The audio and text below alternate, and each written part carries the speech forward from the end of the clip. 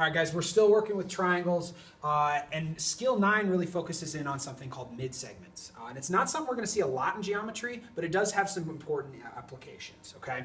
So all a midsegment is when you have a triangle, if you divide this side in half, and also divide one of the other sides in half, and connect them, you end up with a line. And that's our midsegment, okay? And there's two important things to remember about our midsegment. The first one is that this midsegment is parallel with this side down here, right? And parallel means they go on forever and they never cross. And you can see these lines could go on forever. They're never going to touch each other, okay? And then the other one, and the one that we're going to focus on, is this guy here.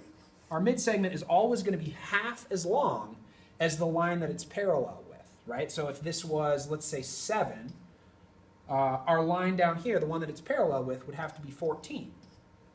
Right? Because this one, our midsegment has to be half as long as 14, and half of 14 is just 7. Okay, so let's take a look at another quick example. Where'd that go?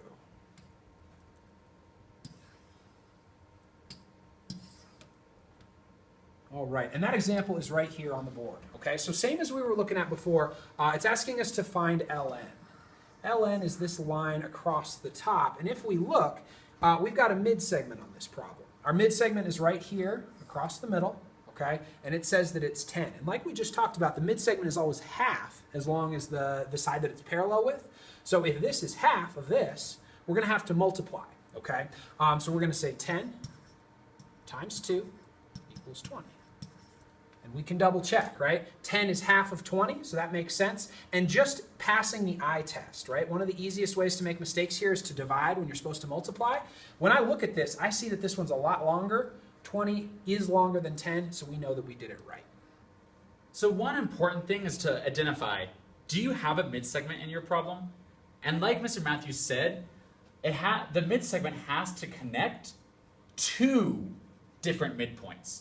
So this splits this side into 2 equal halves, which I'm going to mark with my congruent marks.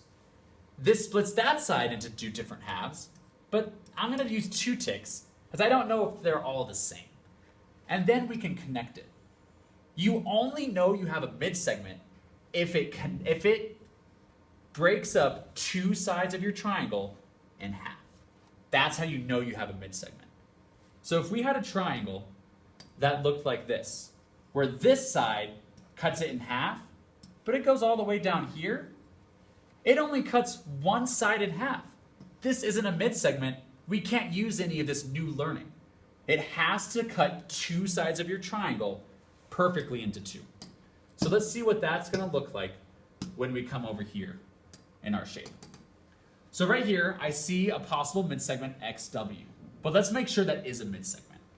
I see it broke this side into 2 halves, and it broke that side into 2 halves. So we're good to go. That's a midsegment.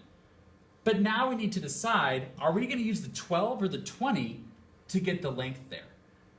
And we always need to use the third side that the midsegment isn't touching.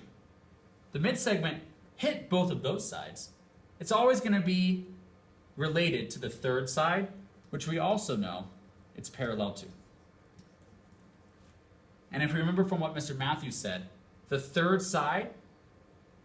midsegment is always half of that third side.